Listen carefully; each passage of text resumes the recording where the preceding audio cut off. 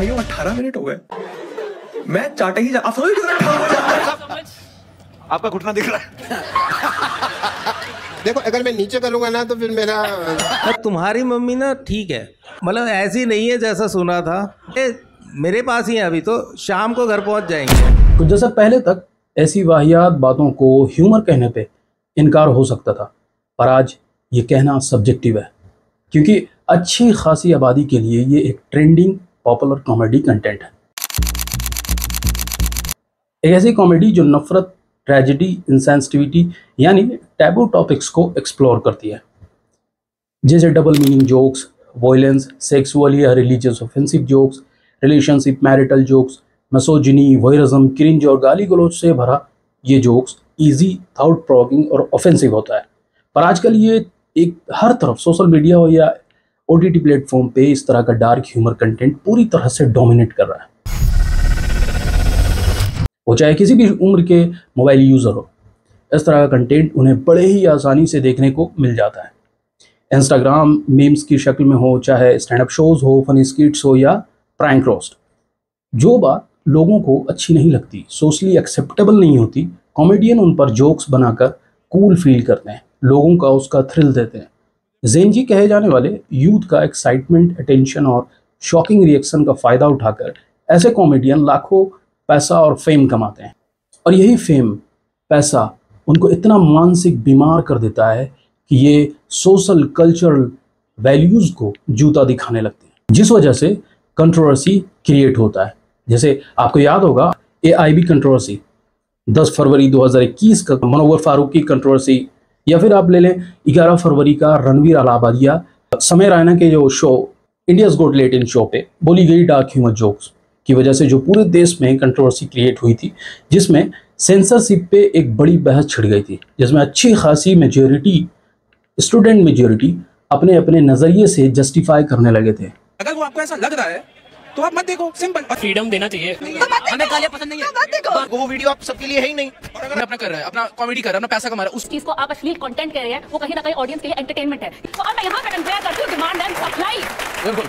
वाहियात, वल्गर और absence humour को डिमांड एंड सप्लाई कहने लगे थे, और यही वजह से ऐसी वाहियात कंटेंट कंज्यूम करने से कम उम्र के बच्चे हों या बड़े बूढ़ों या फैमिली में एक घातक बीमारी इराइज हो चुकी है, डिसेंसिटाइजेशन, जिसमें अपने अंदर रिलीजियस कल्चरल वैल्यूज़ को ख़त्म होना, किसी की ट्रेजिडी में एम्पैथी, इमोशंस, रिस्पेक्ट पूरी तरह से कम होना, बल्कि ये कहिए कि बिल्कुल ख़त्म हो जाना, वायलेंस वैल्यूज़ एक्टिविटीज़ का अपने अंदर नॉर्मलाइज हो जाना। इनके बिहेवियर को देखिए। मजा आ रहा है या मैं ही थक रहा हूँ, ऐसे मेरे पापा कहते थे मेरी मम्मी को। और एक तो आज हम इस डॉक्यूमेंट्री में जानेंगे ये कॉमेडी इंडस्ट्री ने हंसी के नाम पर वो सब चीज़ों को नॉर्मलाइज आखिर कैसे किया। किसी पे हंसना कूल और किसी का मजाक बनाना फैशन हो गया है। तो चलिए इन डेप्थ इस वीडियो में समझते हैं।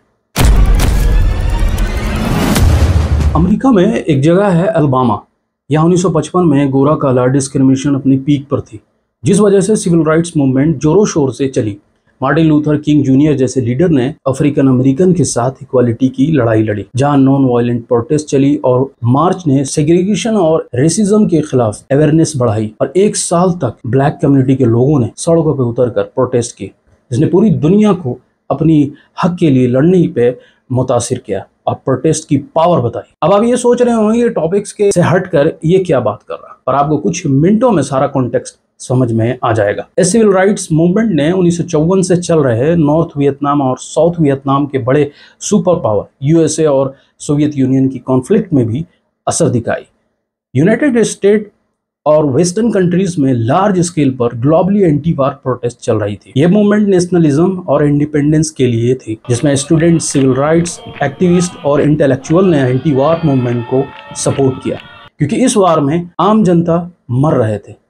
यानी जहां अमेरिका, वियतनाम और यूनाइटेड स्टेट में मूवमेंट हो रही थी, वहीं यूनाइटेड स्टेट, कनाडा और वेस्टर्न यूरोप में कुछ ऐसी भी मूवमेंट ने अपने सर उठाना शुरू किया जो दुनिया को अपने नज़रिए से बदलना चाहती थी, जो पूरी तहजीब, ज़बान, लिबास को रिजेक्ट करती थी और लिबरलिज्म, सोशल चेंजेस का डिमांड करती थी, जिसका असर art, language, music, fashion, behaviour और लिटरेचर पर गहरा असर पड़ा। वो हिप्पी कल्चर मूवमेंट था। इसी मूवमेंट के साना बसाना और भी सैकड़ों मूवमेंट चली, जैसे gay rights movement, feminism movement, freedom of expression movement, environmental movement. इस तरह के सैकड़ों मूवमेंट ने यूनाइटेड स्टेट, कनाडा और वेस्टर्न यूरोप तक फैल चुके थे। ये movement anti establishment cultural phenomena और पॉलिटिकल मूवमेंट से शुरू तो हुई थी, पर सोशली इतनी बुरी इम्पैक्ट छोड़ी कि रिलीजन और कल्चर के कमर तोड़ कर रख दी। और यही वजह था कि स्टैंड अप कॉमेडी लैनी ब्रूस ह्यूमर के थ्रू नाजुक, सेंसिटिव और कल्चरल, रिलीजियस, पॉलिटिक्स पे जोक्स मारता, कंट्रोवर्शियल इशूज को एक्सप्लोर करता, सोसाइटी में ओपनली डिस्कस नहीं किए जाने वाली बात बोलता, पेशियां भुगतता और जेल जाता, मगर बाज फिर भी नहीं आता। जिसकी जिंदगी की कामयाबी, नाम, शोहरत और फिर मौत की वजह डार्क ह्यूमर बना। तारीख का सबसे बदनाम स्टैंड अप कॉमेडियन लैनी ब्रूस था। डार्क ह्यूमर का सहारा लेकर बाउंड्री पुशिंग नेचर दिखाता चला गया। कॉमेडियन के नजरिए में परफॉर्मेंस में अपनी गहरी असर छोड़ गया और यही वजह था उसकी दशक में उससे भी ज्यादा टॉक्सिक कॉमेडियन जॉर्ज कार्लिन और सैम किन्सन जैसे कॉमेडियन ने खुलकर गाली को स्टेज पे एंजॉय करने लगा। Sam Kinison. I woke up this morning. Somebody told me you don't have to lose. You don't have to be defeated. You can change. Snorting these footlong lines of coke. I don't get a straw. I get a piece of a garden hose. Every freaking night. I mean, every night. Strippers and rock and roll stars. Orgies, sex. I miss having sex with women that you never have to see again. Taboo topics को अपने performance का theme बना दिया, जो cultural religious belief का मजाक बनाने लगा, वाहियात एक्टिविटीज करने लगा, क्रूड डार्क ह्यूमर जोक्स मारकर खूब पॉपुलैरिटी कमाई और टॉक्सिक एनवायरनमेंट क्रिएट करके रख दिया। उसके बाद जितनी भी स्टैंड अप कॉमेडियन आए, डार्क ह्यूमर टैबू टॉपिक्स को डिस्कस करना ट्रेंड बना लिया। फिर धीरे धीरे फिल्म, टीवी शोज में कॉमेडी और वल्गैरिटी का मिक्सअप किया जाने लगा। फिल्म मेकर्स के लिए एक फायदेमंद स्ट्रेटेजी साबित हुई। हॉलीवुड में ऐसी मूवी बनने लगी जो सेक्सुअल कंटेंट और ऑफेंसिव जोक्स पे ज्यादा फोकस करने लगे, जैसे 1978 की ये बनी फिल्म एनिमल हाउस या 1981 में बनी ये प्रॉक्सी फिल्म आप देख लें, जो टॉक्सिक बिहेवियर पे बना एक ऐसा वाहियात, वल्गर, क्रूड ह्यूमर फिल्म को फिल्म मेकर्स ने दुनिया भर में मेन स्ट्रीम बना दिया। ऐसी फिल्में बॉक्स ऑफिस पर हिट साबित हुई और छप्पर फाड़ पैसा कमाने वाली फिल्म साबित हुई। ये साफ था कि ऑडियंस वल्गर ह्यूमर कंटेंट को एक्सेप्ट कर चुकी थी। फिल्म मेकर्स और कॉमेडियन ने इसी रूट को फॉलो करना शुरू कर। तो इंडियन फिल्म मेकर कैसे पीछे रह सकते थे? आफ्टर इटीज में double meaning jokes, vulgar dialogues, vulgar songs, vulgar screen को फिल्म मेकर्स ने फिल्मों में डालना शुरू करने लगे। जाता था, मैं बुलाती थी, वो डालता था, मैं रोती थी। तो फिर आप मेरे लिए एक गिलास दूध ले आइए। नाम है खुल्ला, मेरा नाम है इबू अडेला, माँ मेरी चुड़ैल की बेटी, बाप मेरा शैतान का चेला।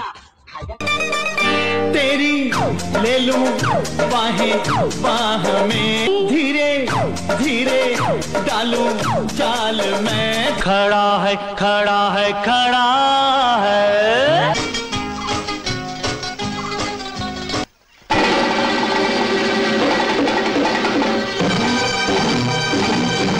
जो मेच्योर एज के लिए होता था।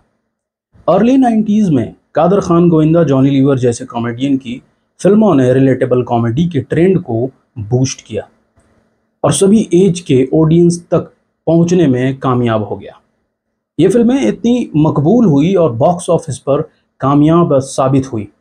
90s के अक्सरियत एक्टर ने कॉमेडी फिल्मों का रास्ता इख्तियार किया। यहाँ से बॉलीवुड इंडस्ट्री ने बड़ा कॉमर्शियल मूव लिया, जैसे राजा बाबू, कुली नंबर 1 जैसे फिल्मों ने एक कॉमर्शियल मूव लिया। लेकिन 2000 के बाद एडल्ट कॉमेडी फिल्म्स जैसे मस्ती, ग्रैंड मस्ती, डेली वेली ने तो वल्गैरिटी के लेवल और भी ज्यादा बड़ा कर दिया। ये फिल्में ओपनली सेक्सुअल जोक्स और वल्गर कंटेंट के लिए फेमस हुई। इस जनरा को एडल्ट कॉमेडी का टैग दिया गया। दूसरी तरफ stand up comedy shows the great Indian laughter challenge India का एक legendary stand up comedy reality show माने जाने वाली, इसके कई सीजन आए। एक तरह से Indian stand up comedy show का पायोनियर माना जाता है। इस शो की रिलेटेबल जोक्स और कॉमेडियन को लोगों ने खूब सराहा। इस शो की कामयाबी के बाद और भी शोज आए, जैसे कॉमेडी सर्कस, कॉमेडी का महामुकाबला, कॉमेडी सर्कस का नया दौर, the Kapil Sharma show, comedy nights with Kapil, comedy nights बचाओ। यहाँ से इन सब शोज ने बहुत ही पोलाइटली और क्यूटनेस के साथ वल्गर जोक्स को फैमिली मेंबर्स के बीच नॉर्मलाइज करने में कामयाब हो। द रीजन इज कि कपिल शर्मा, कृष्णा, सुदेश, सुनील ग्रोवर, भारती जैसे कॉमेडियन ने रिलेटिविटी जोक्स के जरिए पहले तो हमारे जैसे होने का यकीन दिलाया, फिर फुहड़ता, बैड एक्टिविटीज और वल्गैरिटी का रंग दिखाना शुरू कर दिया। और यही सबसे बड़ी वजह बना कि डिजिटल प्लेटफॉर्म के लिए तैयार किए गए। और फिर सोशल मीडिया के आने के बाद तो फिर